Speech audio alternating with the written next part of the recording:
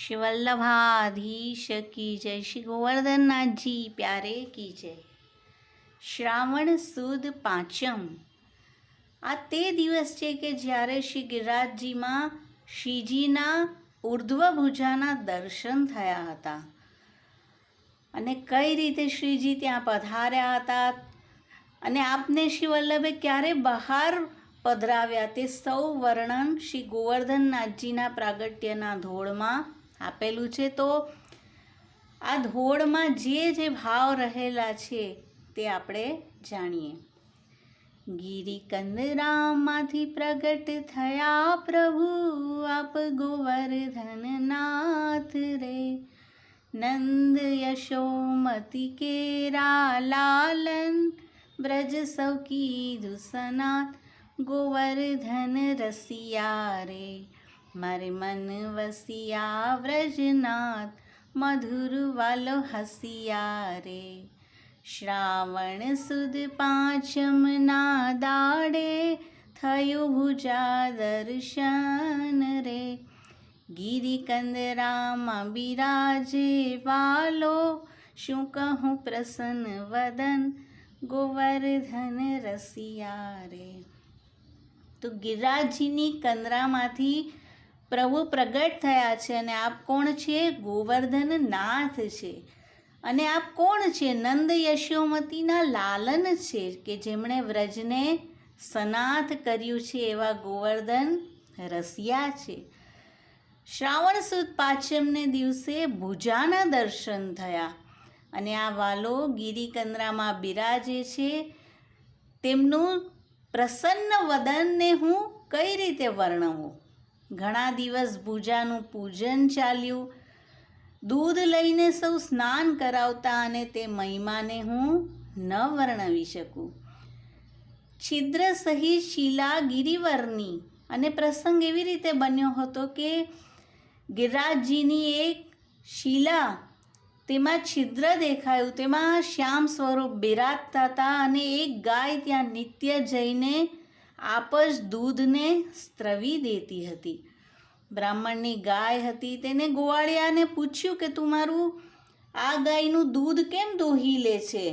દૂધ તો ઓછું આવે છે। અને ગોવાળિયાએ કહ્યું કે હું તો દોતો નથી, કયો પ્રકાર છે તે હું જાણું। અને સાંજે સવારે આ ગાય ટોળામાંથી ગિરિવર પર જતી હતી, ત્યાં ઊભી રહીને દૂધ સ્ત્રવતી હતી, પ્રાણ જીવનને પાતી હતી। તો ગાયનો આવો પ્રકાર જોઈ ગોવાળિયો અચંબામાં પડી ગયો, બ્રાહ્મણને પણ સંગ લાવ્યો, સૌને અચરજ વિસ્મય થયું।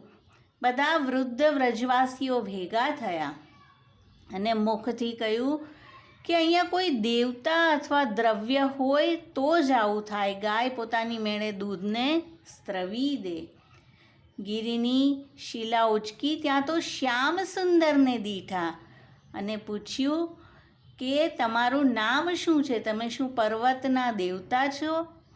ત્યારે પ્રાણજીવને કહ્યું કે મારું નામ તો દેવદમન છે।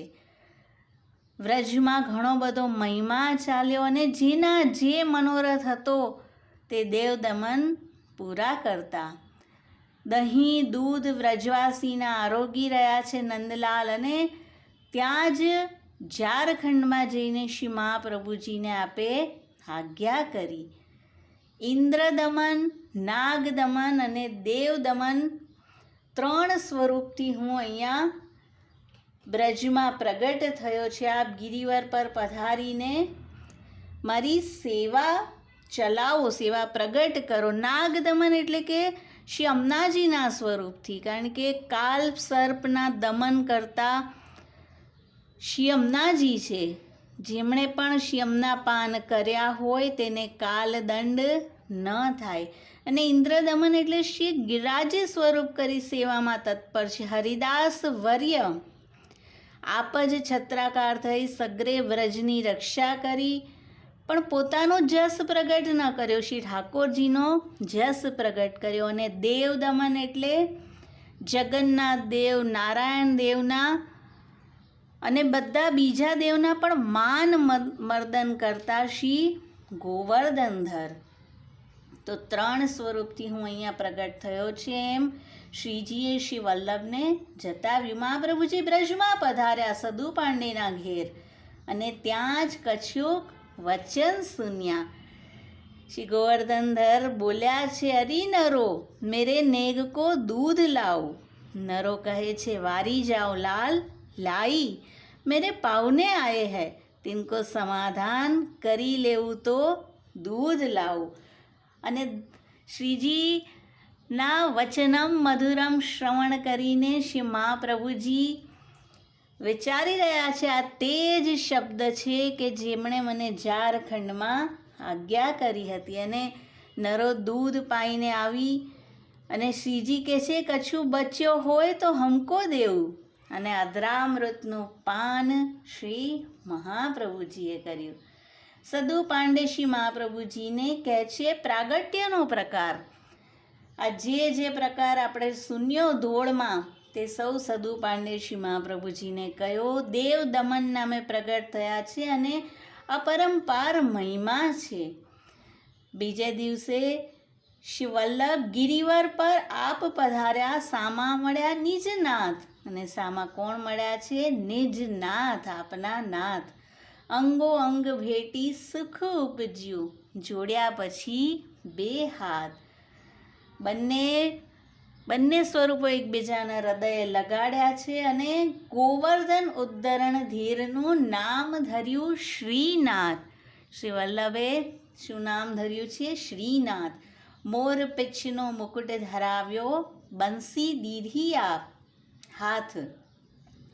આપે પાગ પરદનીનો શ્રૃંગાર મોરપિચ્છ મુકુટ ધરાવ્યો અને હસ્તમાં બંસી દીધી. પાટે બેસાડીને ભોગ ધરાવ્યો, ત્યાંથી પધાર્યા આપ રે. નિજજન મન આનંદ વધાર્યો, દૂર કીધા તન તાપ. આપે શ્રીજીને પાટે બિરાજાવ્યા, ભોગ ધર્યો અને પછી નિજજનના મનને આનંદ કરાવીને આપ ત્યાંથી પધાર્યા છે અને સૌના તાપ દૂર થયા છે. અને શ્રીજીની સેવાથી સૌ વ્રજવાસીઓ આનંદ મેળવી રહ્યા છે. તો આ ધોળમાં આખું શ્રીજી કઈ રીતે પહેલાં ઉર્ધ્વભુજાના દર્શન થયા ત્યારથી કરીને શ્રી વલ્લભે પાટે પધરાવ્યા ત્યાં સુધીનું વર્ણન કરેલું છે. શ્રી વલ્લભાધીશ કી જય. શ્રી ગોવર્ધનનાથજી પ્યારે કી જય.